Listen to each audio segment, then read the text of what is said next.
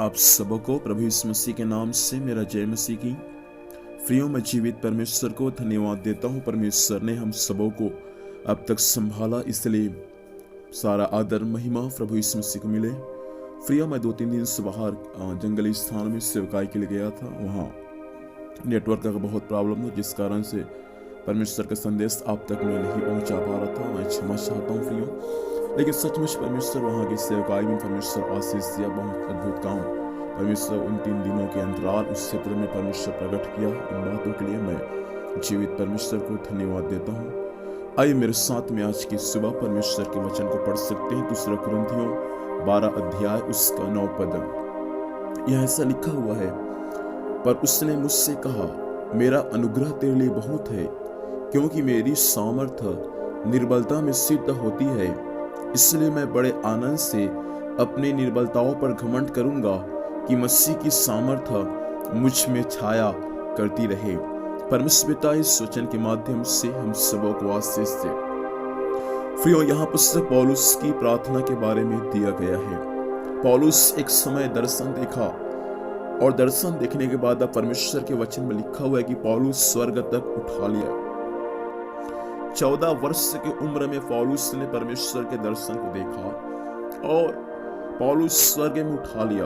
लेकिन पौलुस को नहीं मालूम कि पौलुस जो देखा उस बातों को आप तक और मुझ तक बता सके।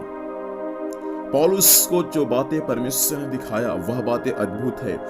पौलुस परमेश्वर के वचन में कहता है कि उसको मुंह पर लाना मेरे लिए उचित नहीं है। ऐसी बातों को पौलुस क्या किया है, स्वर्ग में परमेश्वर के द्वारा मिलने वाले उस अद्भुत दर्शन को पौलुस अपने आंखों से देखा है, लेकिन पौलुस उसको बयां नहीं कर सकता। और पौलुस जो बातें देखा स्वर्ग में जब पौलुस उठा ले गया था, तो पौलुस देखने के बाद स्वयं पौलुस कहता है, घमंड कहीं मेरे जीवन में ना आ जाए। इसीलिए पौलुस कहता है कि मैं प्रकाशनों की बहुतायत से फूल न जाऊं। इसीलिए पौलुस को शैतान ने एक कांटा चुभाया, और स्वयं परमेश्वर के वचन में लिखा हुआ है, पौलुस कहता है उसको कांटे से उसको चुभाया, अर्थात शैतान के एक दूत ने पौलुस को घूसा भी मारा।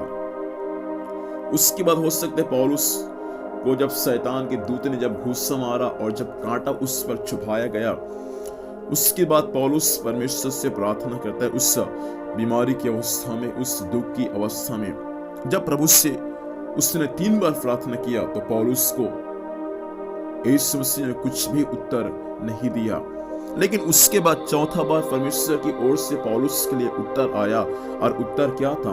उत्तर यह था जो परमेश्वर के वचन में लिखा हुआ है, पर उसने मुझसे कहा, मेरा अनुग्रह तेरे लिए बहुत है। प्रिय भाई और बहन, जीवन में, हमारे जीवन में सबसे ज्यादा हमको परमेश्वर के अनुग्रह पर भरोसा रखने की आवश्यकता है। पौलुस बीमार था, उस बीमारी के समय पौलुस परमेश्वर से प्रार्थना किया। स्वयं परमेश्वर ने कहा, 3 बार तो कुछ नहीं कहा, लेकिन 4था बार परमेश्वर की ओर से पौलुस के लिए एक उत्तर आया, और उत्तर ऐसा था, मेरा अनुग्रह तेरे लिए बहुत है। मेरे प्रिय भाई बहन, आज की सुबह के समय मैं आपसे कहना चाहता हूं, मेरा यीशु का अनुग्रह आपके लिए, आपके परिवार के लिए, आपके सेवकाई के लिए बहुत है। हालेलुया।